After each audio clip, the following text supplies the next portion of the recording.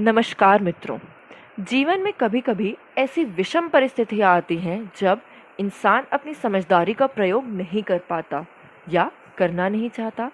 उन परिस्थितियों में इंसान दिमाग से ज़्यादा अपनी दिल की सुन लेता है। ऐसी ही एक कहानी आज मैं आपको सुनाने वाली हूँ।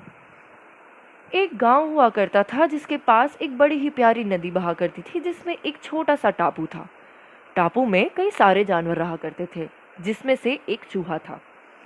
एक दिन अचानक उस नदी में बाढ़ आ जाने की वजह से वह टापू डूब जाता है। टापू के डूबने से इस चूहे का बिल भी डूब जाता है।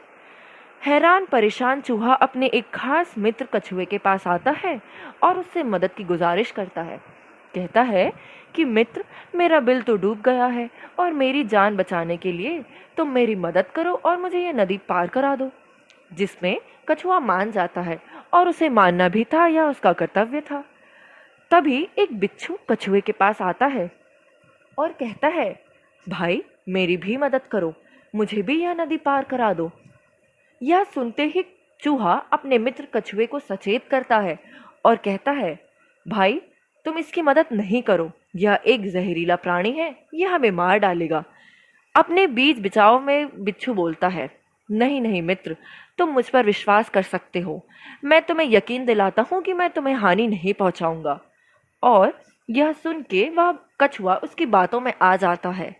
कछुआ काफी ही सीधा साधा और परोपकारी स्वभाव का होता है और वह अपने दोस्त चूहे की बात को अनसुना कर देता है और उसके विरुद्ध वह बिच्छू की मदद करता है। कछुआ अपनी पीठ पर चूहे और बिच्छू को बिठाकर नदी पार कराने के लिए निकल जाता है। रास्ते में वह बिच्छू कछुए के दोस्त चूहे को डंक मार देता है और तभी वह चूहा अपने मित्र से कहता है, देखा भाई, मैंने तुम्हें पहले ही सचेत किया था कि यह प्राणी विश्वास करने लायक नहीं है, परंतु तुम मेरे विरुद्ध गए और इसने मुझे डंक मार दिया। अब मैं नहीं बच पाऊंगा। यह कहते कहते कुछ समय बाद वह अपने प्राण त्याग देता है। जैसे ही कछुआ नदी के तट पर पहुंचता है, उसी वक्त बिच्छू उसे भी डंक मार देता है। तब कछुआ कहता है, हे भाई, मैंने तुम पर विश्वास किया था, मैंने तुम्हारी मदद की थी जब तुम्हें उसकी आवश्यकता थी, परंतु तुमने मेरे साथ विश्वासघात किया। मैंने अपने दोस्त के विरुद्ध जाके तुम्हारी साथ दिया, लेकिन तुमने तो मुझे नहीं छोड़ा। तभी वह बिच्छू उसकी पीठ से उतरकर उससे कहता है, हे मूर्ख, गलती तुम्हारी है। तुमने अपने दोस्त के विरुद्ध जाकर मेरी सुनी, तुमने अपनी समझदारी का परिचय नहीं दिया।